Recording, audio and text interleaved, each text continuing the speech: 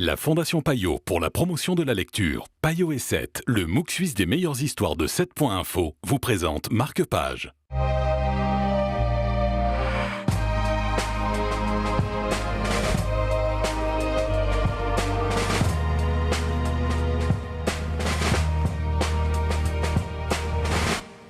Bonjour à tous et bienvenue dans Marque-Page. Aujourd'hui, nous avons un manga à vous présenter.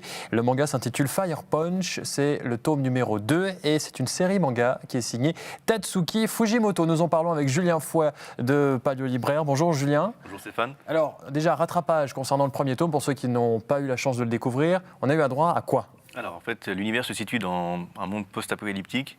Il y a une espèce d'hiver permanent et on trouve des êtres qui sont dotés de pouvoirs. Et malheureusement, ils imposent une espèce de règne dictatorial sur le monde grâce à leur pouvoir, sur les faibles. Donc c'est Annie et Luna.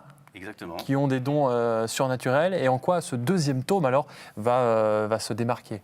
Ça change un peu de l'ordinaire. Hein. C'est souvent un peu le bien contre le mal dans ce genre d'univers. Mais là, on rebat un peu les cartes. Il n'y a pas vraiment de bien ni de mal.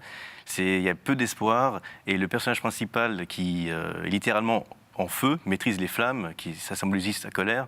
Ce qui est intéressant dans le deuxième tome, c'est qu'il passe un peu au second plan. Et on y introduit un nouveau personnage très intéressant que j'ai rarement vu justement dans des mangas. Et ça rabat vraiment les cartes du genre. C'est une histoire très dure. Hein. D'ailleurs, vous le disiez tout à l'heure que ce n'était pas un livre qu'on peut mettre dans n'importe quelle main. C'est quand même un manga pour adultes. Ah oui, clairement. C'est totalement désespéré, très violent, autant dans le langage que les scènes qu'on vit, qui sont très violentes. Mais en même temps, c'est quelque chose de très profond. Et je le conseille vraiment parce que ça change. Et en tout cas, l'auteur s'impose comme un futur grand mangaka. On peut parler aussi rapidement de ce malheur qui va arriver donc à Annie, sauf erreur. Un malheur qui va ensuite lui redonner un peu de vengeance. Il va vouloir se venger. Hein.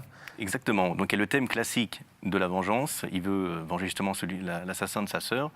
Mais c'est dans le traitement qui est intéressant. C'est que sa vengeance passe assez rapidement au second plan dans le deuxième tome. Et justement au profit de ce nouveau personnage. Et c'est ça qui est intéressant, le rapport qu'il va y avoir entre les deux. Très intéressant. Merci Julien Fouet, c'est votre coup de cœur aujourd'hui, ce sera peut-être le vôtre, fan de manga. Alors, on vous conseille Fire Punch, le tome numéro 2, qui est signé Tatsuki Fujimoto. C'est donc notre conseil littéraire du jour. Il n'y a pas de raison qu'on ne fasse pas les mangas. Et on se retrouve très vite pour un nouveau numéro de Marque-Page sur la télé.